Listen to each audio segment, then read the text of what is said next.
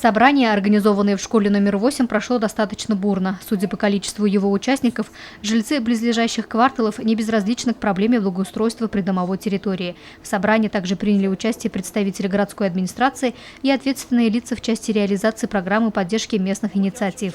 Более подробно и детально о проекте рассказал заместитель главы администрации по экономике Наиль Халиуллин.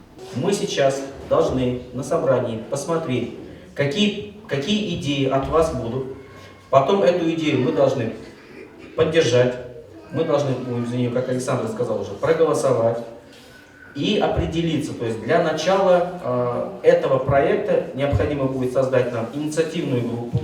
Программа поддержки местных инициатив – уникальный опыт для муниципалитетов. Она позволяет адресно реализовать проекты, которые сами жители считают важными и актуальными. Это может быть строительство спортивных и детских площадок, благоустройство, ремонт социальных или коммунальных объектов. Голосование за выдвижение того или иного проекта на конкурс проходит на общем собрании. Жители домов улицы Ленина 17-25 и проспекта Горняков 22-24 активно выдвигали свои идеи.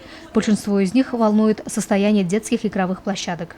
Мы тоже хотим участвовать в этом проекте, мы готовы помочь по возможности, кто как может, чтобы у нас было, чтобы наши дети могли тоже заниматься спортом. Качели разрушены, поддержки, к сожалению, никакой мы не видим, не ощущаем. Пробовали сами озеленять дворы, чтобы хоть как-то детям было интересно смотреть, как растут деревья, как они, конечно же, растут сами. Но от бессовестного и неправильного обращения с придомовой территорией мы видим только засорение, неправильные парковки и все прочее. Там давно ничего не строилось, там ничего нет, там прекрасная территория и для спортивного комплекса, вот как уже Спарта стоит, и рядом для площадки.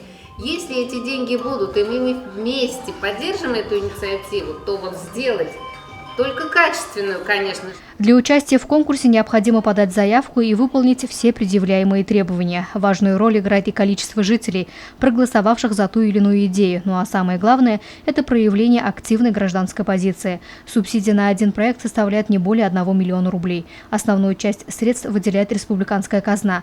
Но необходимо и софинансирование. Со стороны городского бюджета должно быть выделено 15%, вклад жителей составит 5%.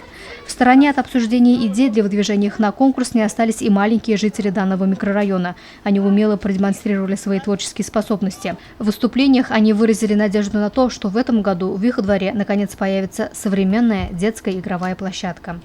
Луиза Мустафина, Радмир Сюнгулов, Любовь Карпова, телекомпания СТВ.